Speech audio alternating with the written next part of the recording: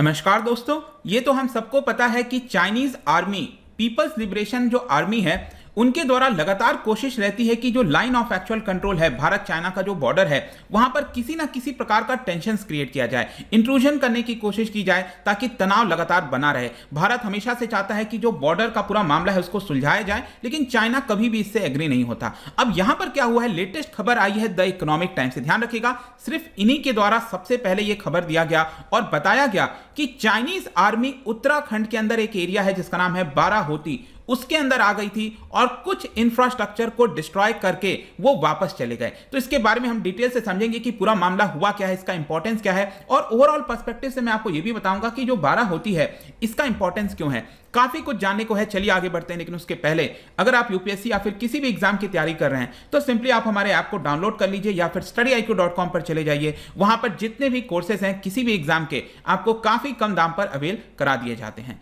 चलिए सबसे पहले हम देखेंगे कि एग्जैक्टली हो क्या रहा है यहाँ पर जो लोकेशन है वो पहले आपको जानना जरूरी है। मैंने आपसे कहा बाराहोती, ये आपको मिलेगा उत्तराखंड के अंदर। जैसा कि आप देख सकते हो उत्तराखंड ये आपको यहाँ पर देखने को मिलता है, और एक बहुत ही इंपॉर्टेंट नेशनल पार्क है नंदा देवी नेशनल पार्क। उसके नदन साइड में अगर आप देखोगे तो ये जगह आपको मिलेगा बाराहोती। और बाराहोती पहुंचने के लिए तिब्बत से अगर आप एंटर करेंगे तो यहां पर एक पास है जिसका नाम है तुन जुन ला पास, उसी के माध्यम से एंटर करके यहां पर पहुंचा जाता है। और कुछ वैसा ही हुआ है, 100 से ज्यादा जो चाइनीज आर्मी है वो इसके अंदर आ गई थी और उन्होंने कुछ इंफ्रास्ट्रक्चर को, जैसे कि ब्रिज हो गया, उसको भी यहां पर डिस्ट्रॉय किया और वो वापस चले गए। ये सारी चीजें ऑफिशियल्स के द्वारा इकोनॉमिक टाइम्स को बताया गया है, वही मैं आपको यहां पर बता रहा हूं। और इसकी वजह से क्या हो रहा है, जाहिर सी बात है कि जो पूरा सेंट्रल सेक्टर है यहां पर तनाव बढ़ गया और जो इंडियन आर्मी है वो काफी ज्यादा सतर्क हो गई। क्योंकि अभी तक अगर आप देखोगे जो भी कुछ हुआ था पिछले 1.5 वर्षों में गलवान वैली के इंसिडेंट्स के बाद, वो सब कुछ आपका लद्दाख के अंदर हमें देखने को मिल रहा था। लेकिन ये वाला जो इंसिडेंट हुआ इसकी वजह से फिर कहीं ना कहीं हमें शक होने लगा कि जो चाइनीज आर्मी का इंटेंशन है वो सही नहीं है। अब देखिएगा ये जो जगह है ना बाराहोती, इसका 1962 के वॉर के साथ भी रिलेशन है।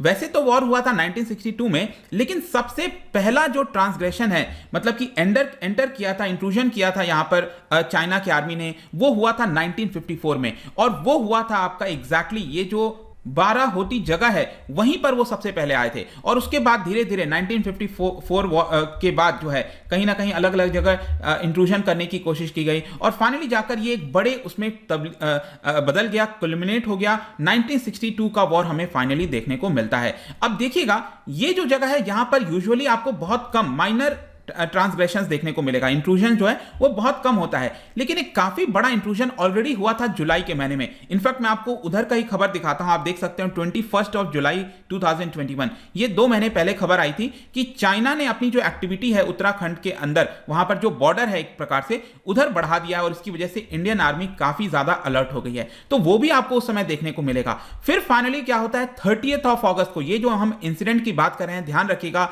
ये हुआ था 1 महीने पहले करीब 30 अगस्त को, और अब जाकर हमें यहां पर यह खबर बताई जा रही है। लेकिन इसमें भी आपको ध्यान रखना है कि इंडियन आर्मी के द्वारा, ऑफिशियल्स के द्वारा डायरेक्टली नहीं बताया गया है, ये सब कुछ द इकोनॉमिक टाइम्स के द्वारा ही खबर लाया गया है, वही मैं आपको यहां पर बता रहा हूं। तो बेसिकली क्या हुआ था कि 30 अगस्त को 100 से ज्यादा सोल्जर्स, इसके अलावा 55 हॉर्सेज उसके माध्यम से भी आए थे और ये उत्तराखंड के अंदर बताया जा रहा है करीब 5 किलोमीटर अंदर तक आ गए थे। और वही जो पास है ना, मैंने आपको बताया तुन जुन ला पास, उसी के माध्यम से ये आए थे। और ये सारी चीजें गवर्नमेंट ऑफिशियल्स के द्वारा कंफर्म की गई हैं द इकोनॉमिक टाइम्स को, और कहा है कि बिल्कुल चाइनीज सोल्जर्स 30 अगस्त को ये एंटर किए थे। अब इवन ये भी बताया जा रहा है कि 3 घंटे तक वो वहां पर मौजूद थे करीब, और चीजों को डिस्ट्रॉय करने की कोशिश की गई। और प्रॉब्लम क्या है कि आप में से कई लोग सोच सकते हैं कि वहां पर क्या हमारी आर्मी नहीं थी। देखिए इतना बड़ा बॉर्डर है, आपको क्या लगता है हर जगह हमारी इंडियन आर्मी प्रेजेंट होना बहुत मुश्किल है, कहीं पर भी, चाहे किसी विश्व के आप कोने में चले जाओ। तो बेसिकली यहां पर क्योंकि इंट्रूजन बहुत कम होता था, उतना ज्यादा ध्यान नहीं दिया जाता था। लेकिन क्या हुआ कि जो लोकल्स हैं उन्होंने इसके बारे में खबर पहुंचाई और फाइनली जो हमारी आईटीबीपी है और जो आर्मी के जवान हैं उन्होंने पेट्रोल किया और वहां पर जाकर वेरीफाई किया। लेकिन जब तक वो वहां तक पहुंचते तब तक चाइनीज आर्मी वहां से भाग चुकी थी, वहां से निकल चुकी थी, और इसकी वजह से यहां पर जो कन्फ्रंटेशन हो सकता था वो नहीं हुआ। यूजुअली आपने देखा होगा कि दोनों आर्मी कई बार सामने सामने आ जाते हैं, गलवान में भी वैसा ही कुछ हुआ था, कन्फ्रंटेशन हो गया था। तो वो चीज हमें देखने को नहीं मिलता है। इन सभी चीजों को देखकर फाइनली आप कह सकते हो कि क्या क्या सेफगार्ड लिया गया है। जैसा कि मैंने बताया कि यहां पर पहुंचना कोई आसान नहीं है, क्योंकि बहुत ही ज्यादा हिली टेरेन आपको देखने को मिलेगा। एक पर्टिकुलर पॉइंट तक ही मोटर के माध्यम से, गाड़ी के माध्यम से पहुंचा जा सकता है और उसके बाद पैदल ही वहां पर ट्रैक करके जो जवान हैं वो जाते हैं।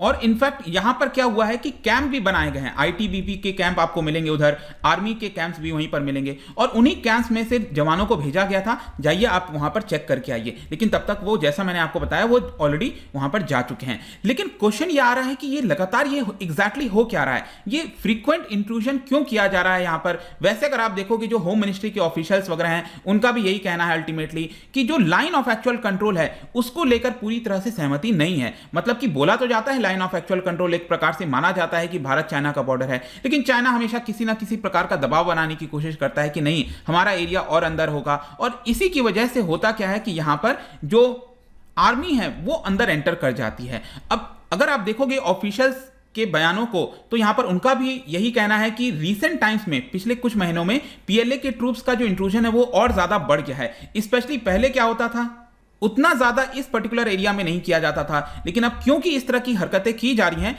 उसकी वजह से आर्मी को जो सेंट्रल सेक्टर है उस पे जाकर ज्यादा ध्यान देना पड़ा। देखिएगा जो पूरा बॉर्डर देखोगे, मैकमोहन लाइन के बारे में आप सुनते होंगे, भारत और जो चाइना का जो तिब्बत के साथ बॉर्डर जुड़ता है, यहां पर आप देख सकते हो जो लद्दाख वाला एरिया अगर आप पूरा देखिए तो इसको कहा जाता है, लद्दाख वाले एरिया को वेस्टर्न सेक्टर। उसके बाद हिमाचल प्रदेश का जो छोटा सा बॉर्डर है और साथ में जो उत्तराखंड है, इसको कहा जाता है सेंट्रल सेक्टर। और जो सिक्किम का और जो पूरा अरुणाचल प्रदेश आप देख रहे हो, ये बेसिकली है आपका जिसको ईस्टर्न सेक्टर कहा जाता है। तो यहां पर सेंट्रल सेक्टर पे उतना ध्यान नहीं दिया जाता था, लेकिन अब इस तरह की चीजों की वजह से वहां पर भी चौकन्ना अब हमें रहना पड़ा है। ज्यादा से ज्यादा आर्मी को वहां पर भी डिप्लॉय करना पड़ा है, क्योंकि आप उनके आर्मी के इंटेंशन को नहीं समझ सकते कि एग्जैक्टली चल क्या रहा है। इनफैक्ट जो इंटेलिजेंस एजेंसीज के द्वारा खबर दी गई है, उनका भी यही कहना है कि जो एयर बेस है बाराहोती के पास चाइनीज आर्मी का, उन्होंने अपने एक्टिविटी को वहां पर बढ़ा दिया है और जो अपना डिफेंस है उसको और ज्यादा मजबूत करने में लगे हुए हैं। आपको पता ही है कि लगातार यहां पर ऐसे इस तरह की खबरें आती रहती हैं कि वो जो रोड्स वगैरह हो गया वो बॉर्डर के पास बनाने की कोशिश कर रहे हैं, एयर बेस बनाने की कोशिश कर रहे हैं, तो वैसा ही आपको देखने को मिलेगा। तो प्रॉब्लम अब यहां पर अल्टीमेटली यही है कि ये सारी चीजें ऑलरेडी लद्दाख में चल रही थी, इसका पूरा प्रभाव वापस से उत्तराखंड में ना आ जाए, देखते हैं क्या होता है। बट अभी के लिए तो ये खबर यहां पर जो भी कुछ आया था, रिपोर्ट किया गया था, वो सब कुछ मैंने आपको बता दिया है। जाने से पहले एक इंटरेस्टिंग क्वेश्चन, क्योंकि हम चाइना के बारे में बात कर रहे हैं, जब हम एंशिएंट सिविलाइजेशन वगैरह की बात करते हैं तो आपको पता है कि कई सारे जो चाइनीज मॉन्क है वो भारत के अंदर आए थे बुद्धिस्ट स्क्रिप्चर्स वगैरह के बारे में सर्च करने के लिए। क्या आप बता सकते हो पहला चाइनीज मॉन्क कौन था जो कि भारत आया था? ये 4 ऑप्शन में इसका जो राइट आंसर है आपको पता ही है, मेरे इंस्टाग्राम पर तो मिलेगा ही, वहां पर अगर आप नहीं हो कोई बात नहीं, टेलीग्राम से भी ले सकते हैं इसका सही उत्तर।